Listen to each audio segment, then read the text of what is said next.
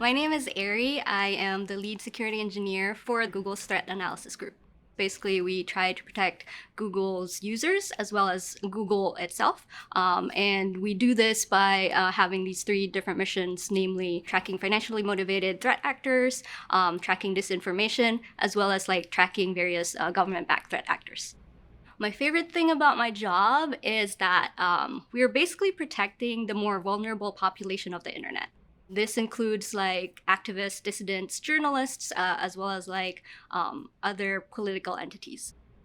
How did I get started? Somewhere in between my junior and senior year of undergrad, I ended up joining a cybersecurity competition. I haven't been around other people that were very much interested in security before. So going to the cyber camp, I was like, oh, this is awesome. And I love like the vibe and everyone was so friendly and sharing tips and all that. I was actually enjoying myself. So I was like, yes, this is for me. A lot of companies have information or data in the cloud, and it's very important to protect these assets. Having knowledge of how to secure these assets in the cloud is very important as a skill especially when you're trying to work in cybersecurity, as everyone is moving all of their data into the cloud. If you're just starting out in your cybersecurity career, my advice would be to go seek out mentors. Aside from trying to learn everything you can, trying to watch videos, trying to take time to read books, I would also reach out to like a few people that you admire.